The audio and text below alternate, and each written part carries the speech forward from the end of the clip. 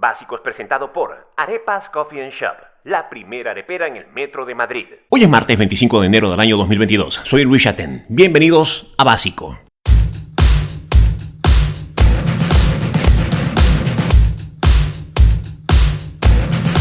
Esencial, fundamental, elemental, primordial.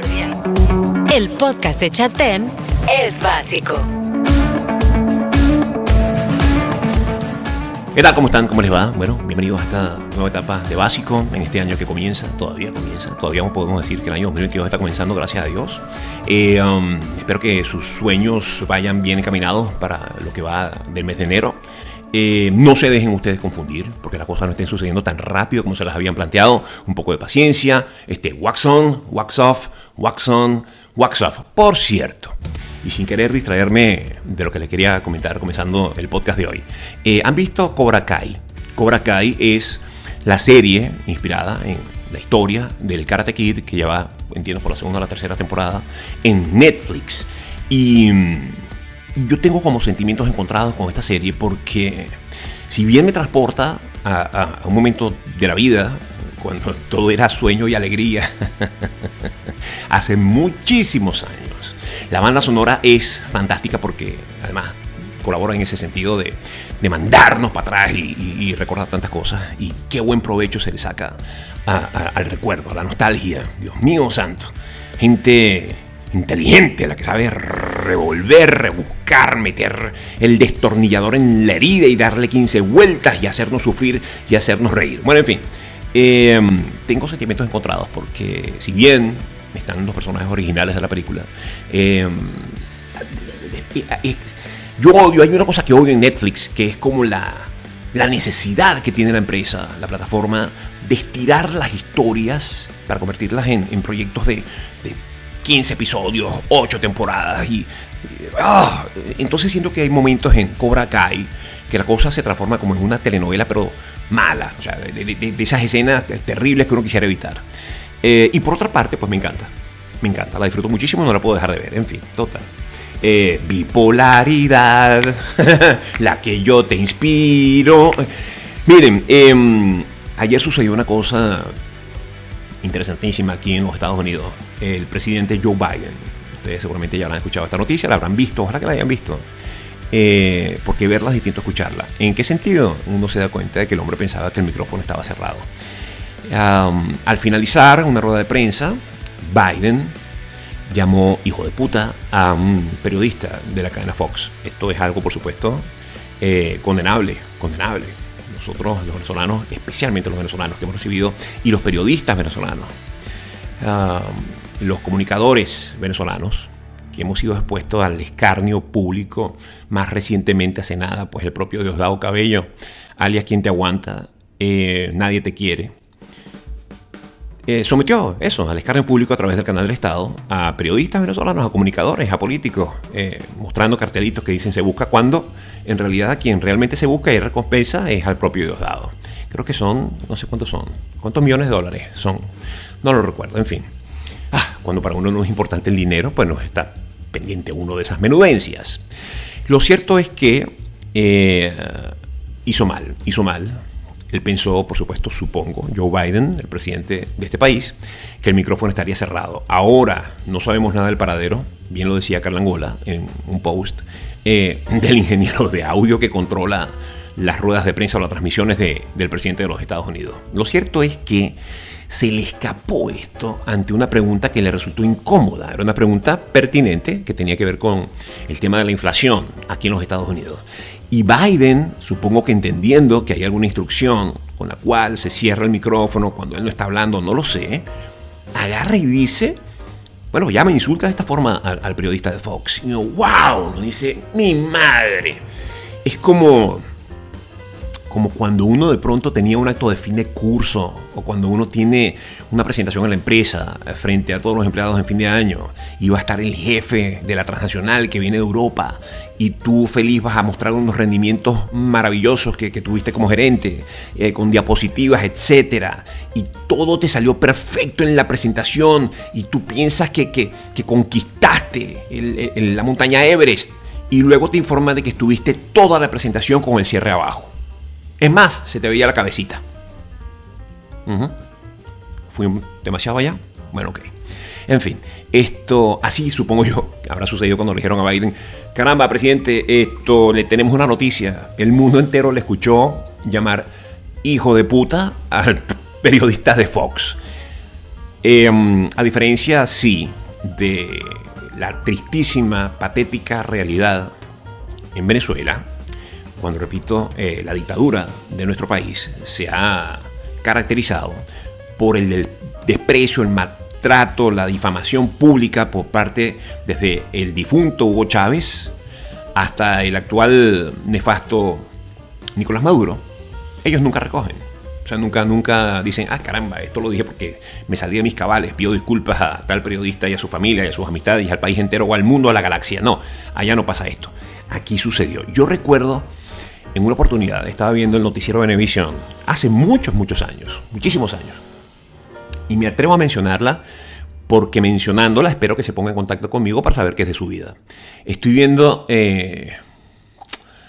pues se me fue ahora. ¿Ves? Como Dios la protege. ¡Qué barbaridad! Como Dios la protege. Se me fue. Dinalba Salas. No te salvaste, Dinalba. Dinalba estaba dando las noticias y, bueno, y anuncia y pasó tal cosa y tal otra. Vamos a ver entonces el reportaje desde el estado Zulia. Y hace una pequeña pausa, yo estoy viendo el noticiero, no ponen el reportaje y Dinalba dice: ¡coy! Y se dispara así como que estaba obstinada por algún motivo, alguna razón, y ¡pácata! Se van a video. Ese tipo de cosas ha de resultar tremendamente incómodas cuando uno cree que no está, pero está. En fin. Bien, miren, hoy tenemos un gran programa, un episodio fantástico, porque si bien no en todos los episodios de Básico voy a entrevistar gente, a personas de distintos ámbitos de la vida, del mundo, sí lo voy a hacer cuando se presenta una oportunidad de algo realmente importante para ustedes. Y ese es el caso de hoy. Hoy voy a conversar con un comediante español, con un guionista español. Voy a conversar, todas las mismas personas, no son varias, es solamente una. Es comediante, es guionista, es músico, es presentador de televisión y recientemente también es escritor, es autor. Ha publicado un libro fenomenal, fantástico, se llama Por si las voces vuelven. Y es un libro que trata sobre un episodio realmente dramático e importante de salud mental por el cual atravesó mi entrevistado de hoy y que me resulta sumamente interesante compartirlo con ustedes, que ustedes escuchen de su viva voz qué fue lo que sucedió, cómo le afectó la vida y cómo convive con esta situación que atravesó hace años, la valentía que ha tenido además de compartirla con el mundo a través de este libro. Él es Ángel Martín, pero antes vamos a escuchar un breve mensaje comercial. Digamos que ustedes van camino a la universidad, van ustedes rumbo al trabajo, o vienen de regreso, o están haciendo una pausa, pero van tomando el metro en la estación de Moncloa, en Madrid, y dicen: me provoca una arepa. Las mejores arepas en España. Las van a probar en Arepas Coffee and Shop, la primera arepera en el metro de Madrid. Sus arepas han cautivado no solo a venezolanos y españoles, sino a personas de todo el mundo que transitan por una de las estaciones más concurridas e importantes en España. Visítalos en Madrid, en la estación de Moncloa, planta 2, local 7, y próximamente en la calle Ríos Rosas 45. Los pueden seguir, además, para que se mueran de la ansiedad de probar una de esas maravillas que preparan allá. Síganlos en Instagram, @arepascoffeeandshop. Regresamos a Básico. Miren, también la promesa para este año es que el podcast va a ser mucho más breve, mucho más breve. Ayer supuestamente iba a durar 10 minutos y duró casi 27. Pero bueno, hoy no voy a dejar por fuera esta mirada noticiosa que puedo hacer desde la forma más absurda a los acontecimientos que afectan al mundo antes de conversar con nuestro invitado. Así es. Breve y esencial, así es el reporte básico. Comenzamos. Se desploma la bolsa de Rusia y cae el rublo ante las tensiones militares en Ucrania y la amenaza de sanciones. No se reportaba una caída económica tan dramática como esta desde la publicación de esas terribles fotografías de Putin sin camisa montando caballo. La caída de la moneda rusa hace pensar que Elon Musk estaría interesado en adquirir ese país, pero no está confirmado. Así invierte Musk, deja correr un rumor, en este caso que Rusia pretende invadir Ucrania, colapsa la economía de ese país y Elon compra Rusia a precio de gallina flaca. Una manera sorpresiva e interesante de conseguir ingresos para Rusia sería poner en alquiler terrenos en su territorio para la instalación de bases militares estadounidenses. No me miren así, suena loco, pero nunca digan nunca jamás. Cambio de página.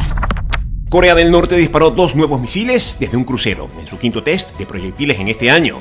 No se alarmen, es la manera de Kim Jong-un de dejar de saber a los norcoreanos que son las 12.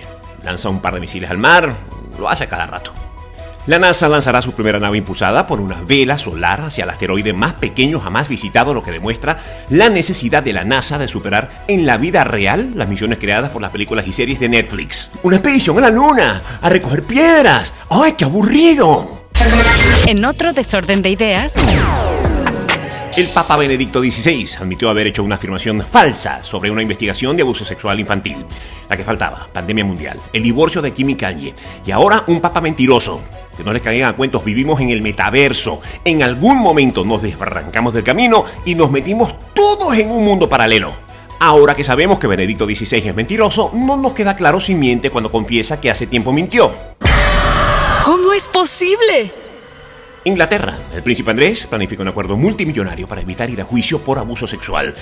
¿No le sale más económico decir que encontrás una mezcla de COVID con sífilis y una lluvia de gonorrea que solo se quita con muchos años, de 30 a 40 años de reposo en casa? Venezuela, el Consejo Supremo Electoral sumó las condiciones para imposibilitar la activación del referendo revocatorio al dictador Nicolás Maduro, atrapar un arcoíris con una atarraya y encontrar los 2 brazos perdidos de la Venus de Milo. En ese mismo orden de ideas, el vicepresidente de la pandilla que mantiene tomado por asalto al gobierno venezolano, Diosdado Cabello, amenazó por 50ª pelempempésima vez a los venezolanos con solicitar al CNE los nombres de quienes firmen para solicitar la remoción de Maduro. Propongo una cosa mejor. ¿Qué tal un pellizco o una cachetada a Diosdado de cada persona dispuesta a restituir la democracia en Venezuela? Estaría fantástico. No solo sabría quién firmó, también podría verles las caras. Y digo verles porque lamentablemente desde Miami pues no puedo firmar. Información que no necesitas saber. Fue compartido el primer tráiler de la versión del director Guillermo del Toro de la historia de Pinocho. En esta ocasión, el muñeco de palo cae preso en inmigración por mentir en su declaración de ingreso a los Estados Unidos. Sí, este es otro nivel de Pinocho.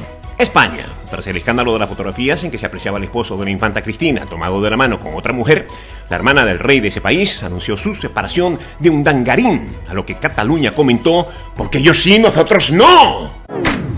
Verdades y mentiras.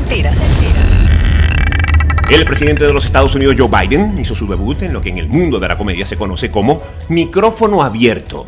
Cuando finalizaba una rueda de prensa, sin darse cuenta de que el micrófono continuaba encendido, llamó hijo de puta a un periodista de la cadena Fox News y luego agregó: esta es la 5ª vez que rompes mi ventana con la pelota de fútbol. Ahora me la quedo, la pelota es mía. La respuesta acalorada de Biden fue producto de una pregunta sobre la inflación que atraviesa la economía. Ahora sabemos que el índice inflacionario es proporcional multiplicado por 10 a la paciencia del presidente de los Estados Unidos. Indignada, la cadena Fox News reaccionó inmediatamente y trasladó 16 de sus mejores periodistas a la frontera con Ucrania. Hashtag todos quieren con Ucrania. Anota que te lo dije. Oakland, Michigan. Una mujer ganó $3 millones en la lotería y se enteró al revisar su carpeta de correos no deseados. ¡Por el amor de Dios! ¡Qué hija de puta! Misterioso, intrigante, desinformativo, fornido y romántico. Este fue el reporte básico con Luis Chatén. Ahora sí, estamos listos para conectar con España, para conversar con el guionista, escritor, presentador, comediante, Ángel Martín. Ángel, ¿cómo estás? Muy bien, muchas gracias. Qué alegría tan grande conversar contigo. No sabes cómo he venido siguiendo tu carrera, me encanta tu trabajo y especialmente siento, yo creo que es un tema de compenetración, de comprender los procesos por los que has pasado, aunque no nos conocemos y lamentablemente no he leído todavía el libro del que vamos a hablar, que me parece una experiencia tremenda y qué importante que la hayas compartido, pero encuentro mucho de mí en ti, y especialmente ahora que estamos hablando brevemente antes de comenzar la grabación, sobre la transición de vuelta dejando los medios tradicionales ahora a navegar en el mundo digital. Entonces me tiene muy contento esta conversa contigo. Qué bien. A mí me preocupa un poco que veas mucho de ti en mí. A ver si te he robado sin darte cuenta, ¿eh? A ver si de repente durante la charla descubrimos que me he apoderado de tu personalidad. Qué bueno que estamos grabando. Nunca se sabe. Mira, Ángel, a ver, cuéntame un poco. Yo quiero saber tus inicios en la comedia. ¿Cuándo fueron? ¿A qué se debieron? ¿Cómo decidiste tomar este camino que para algunos puede resultar como una vía? A ver, no es una profesión convencional, aunque hoy día podríamos decir que sí lo es. Ya, claro, no sé cómo es por allá. Claro, a mí me inquieta siempre la comedia en los diferentes países, porque creo que la vivimos todos, aunque de forma similar, tienen salidas muy distintas o recompensas o bueno, cosas distintas. Entonces, en mi caso entré por casualidad. Yo no había pensado jamás en dedicarme a la comedia. Lo que pasa es que estaba estudiando interpretación aquí en Barcelona. Yo estoy ahora en Madrid, pero por aquel entonces estaba en Barcelona. Y Paramount Comedy, que era un canal que hacía un programa de comedia aquí en España y grababa monólogos, hacía stand-up de 25 minutos, buscaba gente en escuelas de interpretación que estuviera interesado en hacer eso. Yo me puse a escribir un monólogo sin saber muy bien qué era ni cuál era la intención, pero porque mi intención era ser actor. Entonces yo llegué a la comedia con intención de ser actor y pensando, bueno, en cualquier momento algún director me verá y dirá, este chico es buenísimo para la interpretación. Lo que pasa es que nunca sucedió y me quedé haciendo monólogos, claro. Pero yo llegué muy de rebote, muy sin darme cuenta y sin saber qué era esto exactamente. No tenía ni idea de lo que era. Mira, Ángel, y desde un principio te acostumbraste a escribir, a preparar las rutinas, a tenerlas escritas, a recortar, a medirle el tiempo sobre el papel, ¿o improvisabas?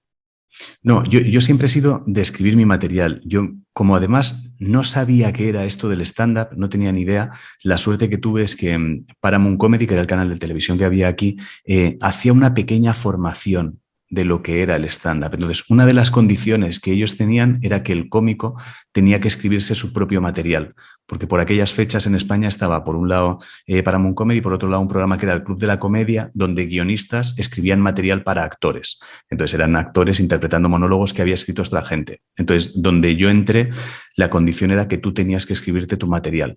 Entonces, claro, yo no sabía escribir comedia, realmente. Yo lo que hacía era, escribía pequeñas obras de teatro, pequeños monólogos, pero que eran más teatrales que otra cosa. Entonces, Ricardo Castella, que era la persona que coordinaba por aquel entonces, otro cómico de aquí de España, el proyecto de Paramount Comedy, empezó a darme pistas de qué era el stand-up y entonces yo reconfiguraba esas pequeñas obras de teatro, las reconvertía en monólogos.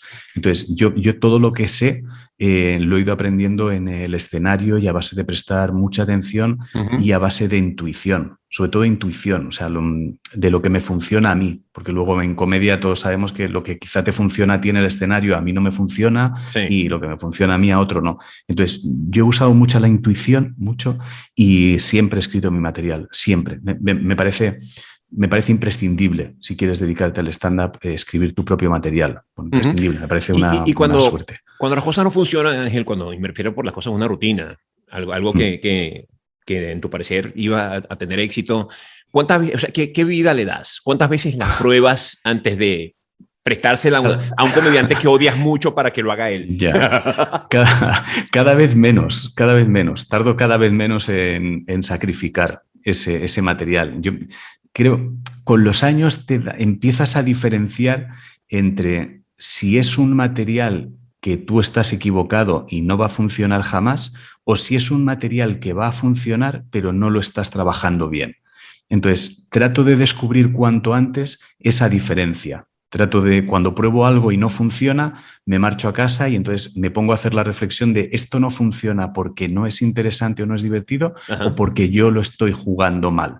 Y entonces le doy una segunda oportunidad, tratando de variar algunas cosas, las fórmulas, palabras, acortar o alargar. Quizá las premisas no están bien, el remate no funciona, entonces, pero le doy pocas oportunidades. Si a la tercera no funciona, yo suelo sacrificar el material y hasta doy por perdida esa batalla. Yo creo que ese es un número que muchos ponemos en práctica. O sea, yo creo que 3 veces es como que matemáticamente la prueba suficiente para saber si algo funciona o no.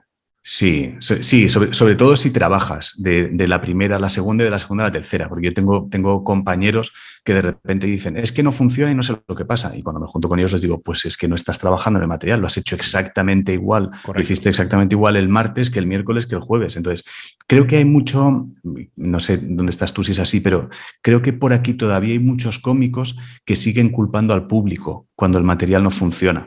Siguen diciendo, es que no lo entienden. Entonces yo pienso, no, es que no lo estás haciendo, que lo entiendan, que es muy distinto.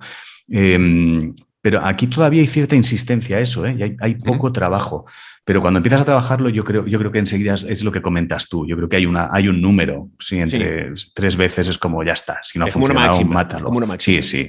Mira, vi en YouTube, y aprovecho a invitar a las personas que me siguen que no conocen tu trabajo. Ángel es fantástico haciendo stand-up y además conduciendo.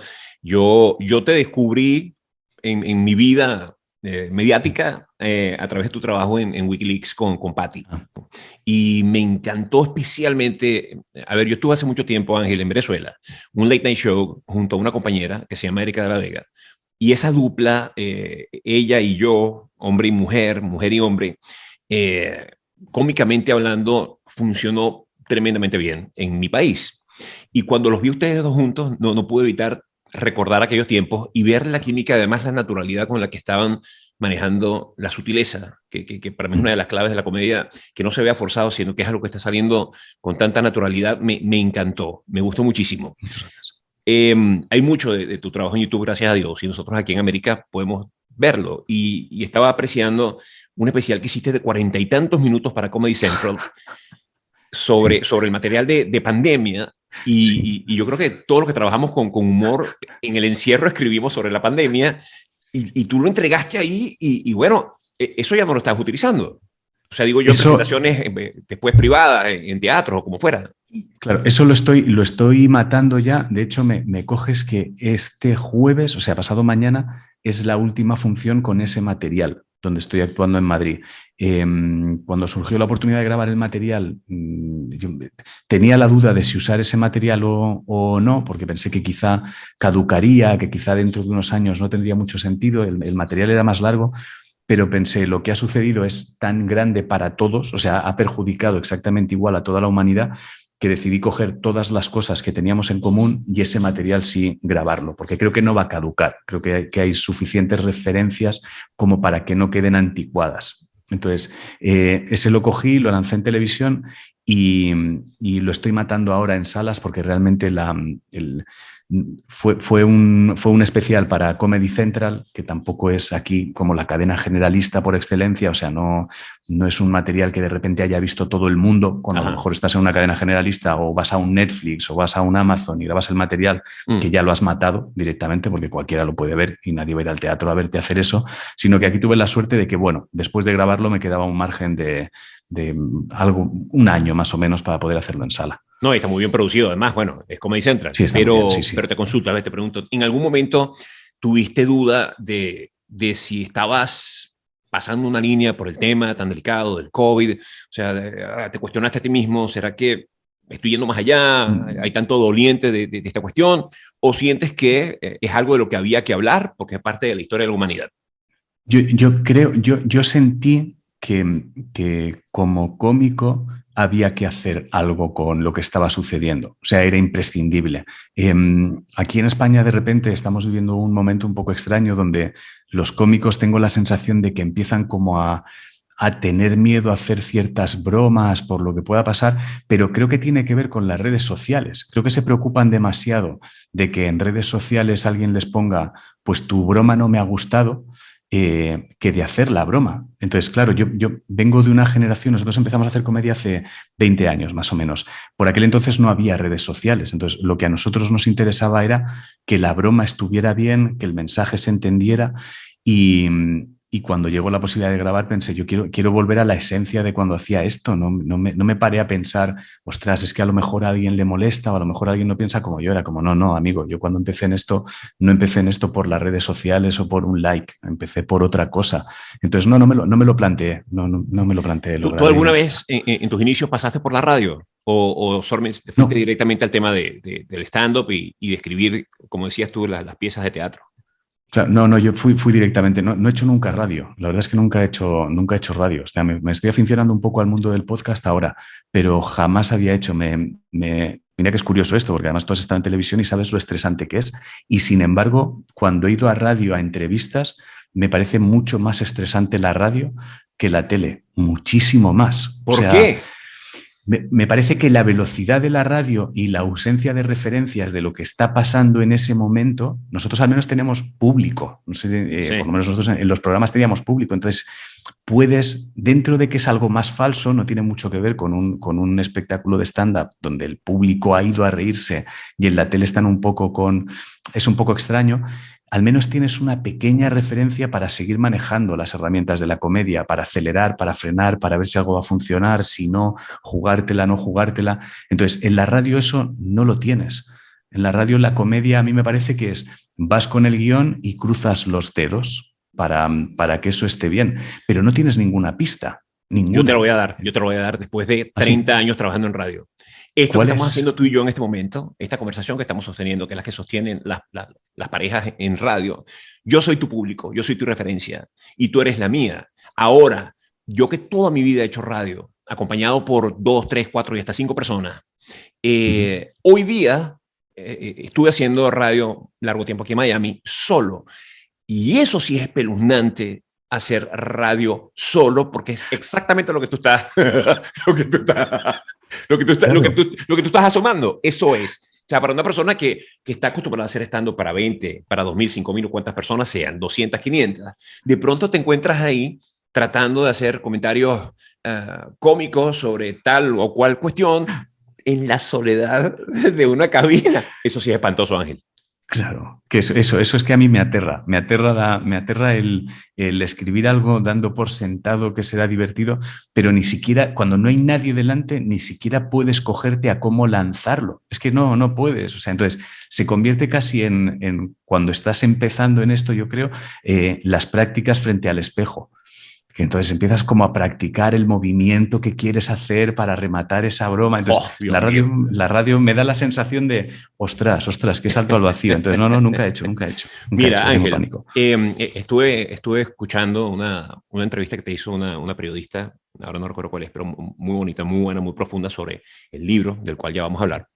Y tú comentabas que constantemente pues, te están apareciendo ideas. O sea, las ideas probablemente te pase como en cierto momento me pasa a mí, que es que no puedes evitar que aparezcan. Y yo creo que eso para una persona que vive de la creatividad, que escribe guiones, que debe improvisar en una situación de tarima, de escenario, cuando tienes un público en vivo y cualquier cosa puede suceder, es una ventaja que tu cerebro esté constantemente, o sea, siempre esté a la guardia para rebotar, para jugar tenis, para ponerla allá, para colocarla del otro lado. Pero esa actividad cerebral llega un momento que te sobrepasa. Sientes que en alguna forma esa facilidad que tienes para jugar con la ficción en tono de humor pueda habernos llevado al tema del cual vamos a hablar ahora, de tu primer libro. Sí, lo he pensado mucho a raíz de que me preguntaran varias veces si creo que hay relación entre la creatividad, dedicarse a esto y el sufrir un brote psicótico. Después de publicar el libro he recibido mensajes de mucha gente que se dedica a muchas cosas muy alejadas de lo que hacemos nosotros y empiezo a sospechar que no hay mucha relación entre la creatividad y los brotes psicóticos. Probablemente nuestra mente va a una velocidad distinta e influye quizá en que seamos más rápidos en meternos en algunos mundos o en fantasear con algunas cosas. Pero si eres frutero, te va a pasar exactamente igual. Y si eres zapatero, también. Y carpintero, también. Lo que creo que pasa es que como tenemos una parte pública, siempre parece que esto le sucede a gente popular y generalmente pues se relaciona con músicos, con escritores, con comediantes, con actores.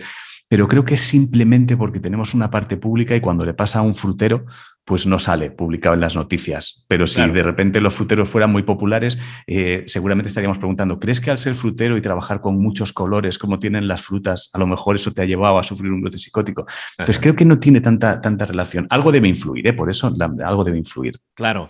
Mira, bueno, hablemos del libro. El libro se llama Por si las voces vuelven. Mm.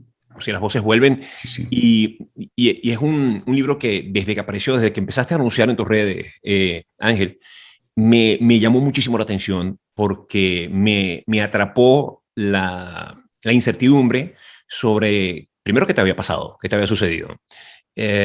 Tratándose de una persona pues, que comunica con tanto éxito y que lleva adelante su trabajo como tú lo llevas y con la seriedad que lo has tomado allá en España.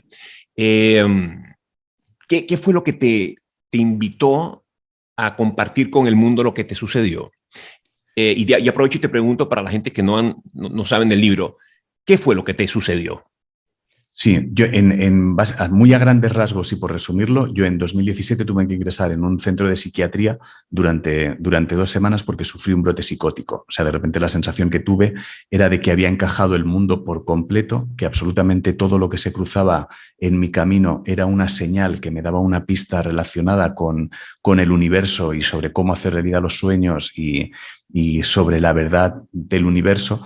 Y era como estar viviendo dentro de Matrix, por decirlo de alguna manera, como si todo tuviera un doble sentido, como si lo que vemos fuera simplemente la primera capa de algo, pero que de repente quito el velo y descubro la verdad. Esa fue la sensación. Entonces, yo no me di cuenta, simplemente a raíz de una publicación mía en redes sociales donde le daba la enhorabuena a mi chica por el éxito de una película que se llama Wonder Woman, con la que ella no tiene nada que ver, pero yo pensaba que la había hecho con la mente ella, etcétera, etcétera, etcétera.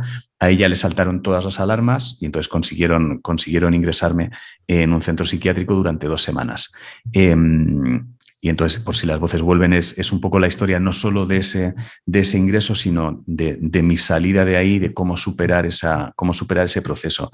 El escribir el libro surge porque cuando yo salgo del hospital salgo en una depresión terrible. O sea, de repente sales, no entiendes el mundo no está encajado, nada tiene sentido, crees que no vas a remontar jamás, que no vas a poder escribir, trabajar y simplemente sientes que se ha acabado la vida. Es la forma más sencilla de explicarlo, yo creo. Entonces, durante ese proceso yo traté de buscar algún libro que me diera alguna pista de cómo empezar a remontar de ahí, o sea, cómo se sale de un pozo tan profundo. Y no lo encontré. Encontraba libros relacionados con la psicología del cerebro, libros más médicos, nada me servía como pista para remontar, no para saber qué había pasado, sino para remontar, que era lo que yo necesitaba. Entonces, cuando a finales de 2020, más o menos, me llaman para ofrecerme escribir un libro, nadie sabía por lo que yo había vivido, era algo confidencial que no se sabía en España, excepto 4 personas íntimas de mi entorno. Cuando me llaman con la posibilidad de escribir un libro, de repente veo que existe la posibilidad de escribir el libro que yo no encontré cuando lo necesitaba. Y de ahí surge Por si las voces vuelven. De repente terminé la videollamada y pensé, a lo mejor hay alguien en la misma situación que yo estuve en 2017 buscando el libro que yo buscaba. Pues voy a escribírselo por si me sirve de algo. Entonces, de ahí surge por eso, con esa intención. Mira, Ángel, y el sentarte frente al ordenador, a la computadora, a darle forma al libro, ¿te resultó terapéutico? ¿Fue positivo? ¿En algún momento tuviste una recaída anímica por recordar el trayecto que pasaste? Ha sido agotador. El proceso de escribirlo ha sido lo más agotador que he hecho en mi vida. Y lo que pasa es que no eres consciente hasta que empiezas a escribirlo, porque cuando empiezas a escribir funciona un poco, yo creo, para que nos entendamos no como un monólogo, pero sí necesitas... yo creo que la comedia, para poder escribir una buena broma, necesitas saber exactamente por qué la estás escribiendo, qué es lo que quieres contar y dónde quieres ir, qué pretendes con eso. Entonces, necesitas coger esa idea con la que vas a bromear y ponerla boca arriba y meterte de lleno en ella para sacar la esencia y simplificarlo.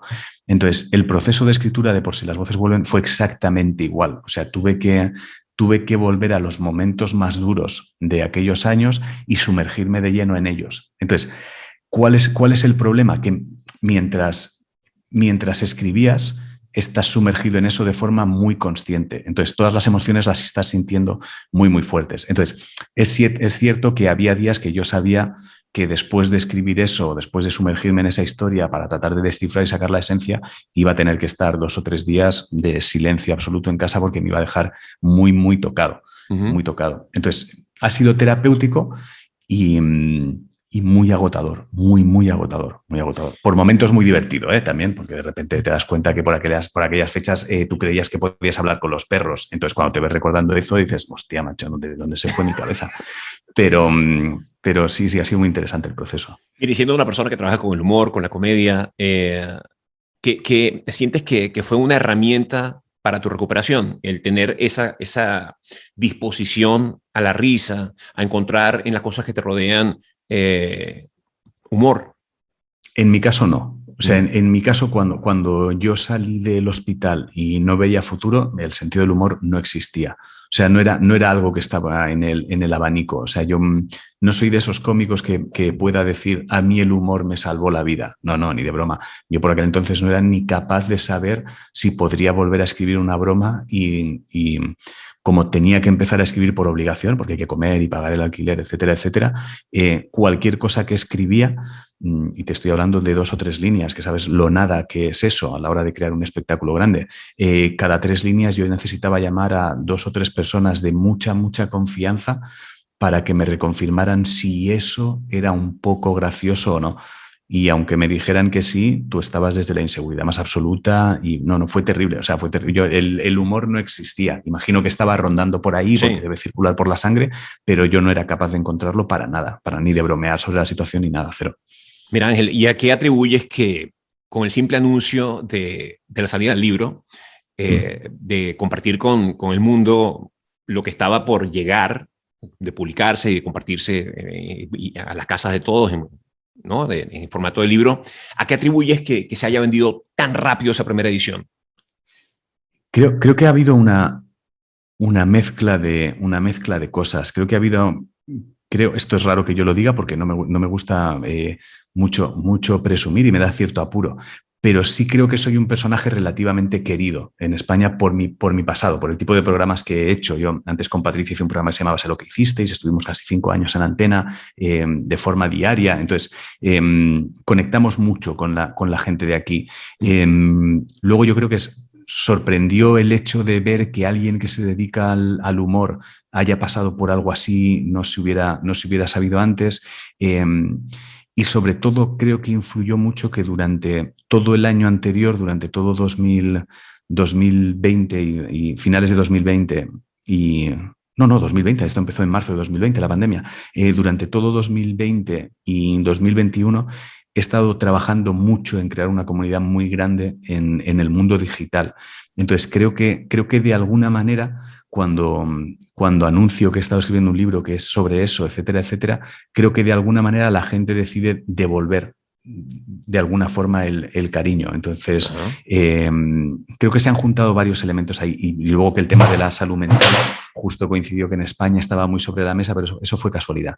Pero sobre todo yo creo que se debe a cariño, ¿eh? No tengo otra explicación. Luego es verdad que afortunadamente el libro, la gente dice que está bien. Entonces, si hubiera sido un desastre el libro, imagino que dirían, te quiero mucho, pero no lo voy a recomendar.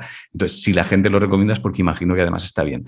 Sí, pero sobre todo además, trabajando tú con la comedia, con el humor, supongo que alguien pudo haber pensado, oye, ojalá que, porque es un tema tan delicado y familiarmente, en los círculos cercanos de cada quien, de cada persona que haya pasado por una situación similar o peor a la tuya, debe ser muy delicado. La expectativa de ver cómo contaste tu experiencia también tiene que haber sido un enigma para tus seguidores, que de nuevo te quieren tanto. Ahora te consulto. ¿Hay alguna reacción de alguien que haya leído el libro que te haya resultado inesperada? Que digas, wow, no lo había visto así. No, si te digo la verdad, no. La única duda que yo tenía, la única inquietud que tenía era que yo durante mi recuperación, mi experiencia con un psicólogo fue pésima. Entonces, mi experiencia con los psicólogos fue mala y lo menciono en el libro. Digo, hay psicólogos muy buenos, pero ojo, yo te voy a contar mi experiencia. Entonces, lo que yo pensaba que se convertiría por cómo es el ser humano en una especie de reproche a, pues no deberías haber hecho esto de los psicólogos, me ha sorprendido recibir mensajes de muchos psicólogos diciéndome, desgraciadamente es así. Desgraciadamente en nuestro sector, al igual que en todos los sectores, hay gente que hace muy mal su trabajo.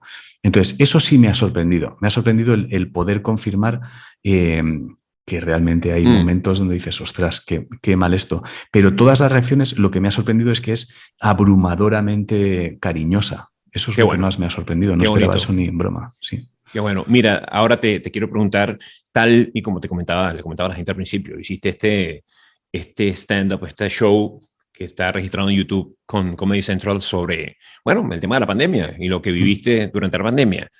¿Sientes que podrías escribir material referido al tema de la salud mental para acercarlo a la gente a través de la vía del stand-up? Sí, o sea, sé que se puede, pero exige un esfuerzo y un trabajo multiplicado por no sé, por infinito. Es una barbaridad. Especialmente ahora, porque lo primero que tienes que conseguir cuando escribes stand-up es que la gente entienda que no le estás atacando. O sea, creo que estamos en un momento donde según cómo empieces, mucha gente cree que vas a atacar sus premisas, sus ideales o sus pensamientos. Entonces, creo que lo más difícil del stand-up es cuando vas a tratar de dar un punto de vista distinto y tienes que conseguir que la gente entienda que no va a ser un ataque. Entonces, desgraciadamente, ahora mismo en España creo que hay una gran confusión entre el humor y el ataque porque sí. El ataque de forma gratuita. Creo que hay mucha gente que se escuda en hacer humor, lo confunde con voy a insultarte. Dices, ostras. Entonces, es muy delicado ese trabajo de hacer stand-up. Pero sí, estoy convencido de que se puede. Lo que pasa es que necesitas trabajar muy, muy, muy bien las líneas para que nadie te pueda decir esto que yo creo que nos han dicho a todos alguna vez de estás hablando de eso porque a ti no te ha pasado. Y te dan ganas de bajar del escenario y decir, me ha pasado multiplicado por 1000 amigos. Si no, no estaría hablando de esto. Claro, además tú tienes una licencia, tú tienes la licencia precisamente para hablar de este tema. Bueno, claro. Por si las voces vuelven. Yo soy muy malo en la memoria, Ángel, con los títulos. Me va a disculpar si me equivoqué. ¿Me equivoqué? La mía es terrible. No. Mira, yo cuando converso con mi mamá en un programa de televisión, tengo que anotar el nombre de mi mamá sobre el escritorio. Qué bien eso, qué bonito. Se me va. Espero que tu mamá lo supiera y no se esté enterando ahora. Mira, Ángel, ya para finalizar, te quiero comentar sobre el reporte que haces noticioso diario. Que ha tenido tanto éxito y que le va tan bien y que la gente revisa todas las mañanas para encontrar en qué forma abordas la actualidad. Esto es algo con lo que yo precisamente también vengo trabajando desde hace 30 años y cuando vi que empezaste hace ya largo rato a hacerlo, también me alegró muchísimo por dos razones. Por insistir en trabajar el espectro noticioso desde el cristal del humor y luego porque lo haces a una velocidad muy rápida y a mí toda la vida me han criticado porque dicen que hablo muy rápido y no se me entiende.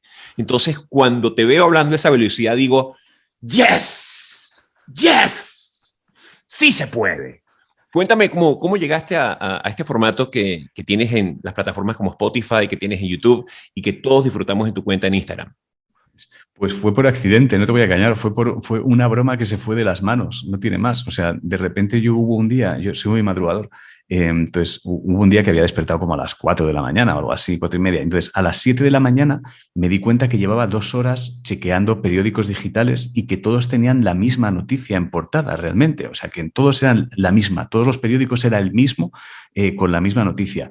Entonces pensé, voy a hacer un vídeo a subirlo a redes por si alguien se despierta ahora mismo, decirle que no pierda tiempo como he estado perdiendo yo y que las 2 noticias que hay en portada son estas. Entonces hice un vídeo así, que básicamente era, por si te has despertado ahora, que sepas que las noticias son que el coronavirus sigue estando y que ya está, o sea, que eso es lo que hay. Entonces ese vídeo tuvo más repercusión de lo que tienen habitualmente mis vídeos y me llamó mucho la atención, tuvo mucha más repercusión y más interacción de la gente. Entonces al día siguiente pensé, voy a hacerlo también, yo qué sé, a ver si es casualidad o a ver si de repente aquí hay algo que me estoy perdiendo. Y entonces lo volví a hacer, volvió a tener repercusión y entonces vi que la gente en los comentarios empezaba a poner, hombre, a mí si me dices lo que ha pasado en deporte, yo te lo agradezco, ¿eh? Y entonces empecé a hacer caso a los comentarios, empecé a meter un poquito de deporte, empecé a meter no sé qué. Y entonces, claro, empezó a convertirse en el monstruo que es ahora, que no tiene, que no tiene ningún sentido. Es un monstruo que de repente te acuestas y dices, pues nada, entre todas las redes ya lo ha visto 1 millón de personas, la locura esta. Me parece una maravilla.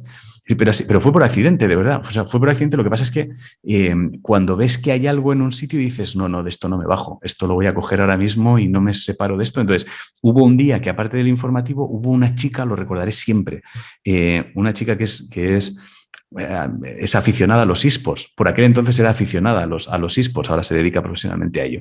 Y hizo un vídeo de 2 minutos diciendo, pues te resumo lo que hay en los eSports por si lo quieres ver. Y entonces de repente dije, aquí hay algo. Y entonces empezó a sumarse gente a hacer vídeos. Apareció otro haciendo juegos de mesa, otro que hacía cosas de Marvel y DC, y el proyecto fue creciendo así, por accidente puro y duro.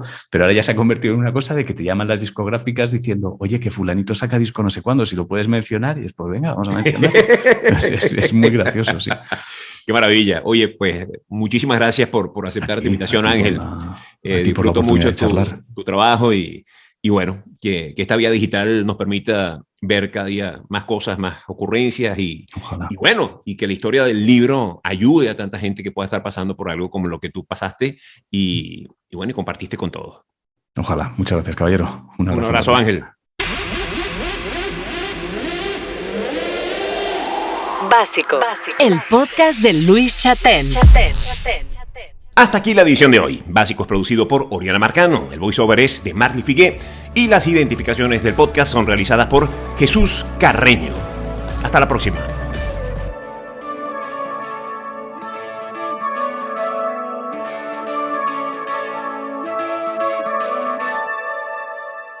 Básico.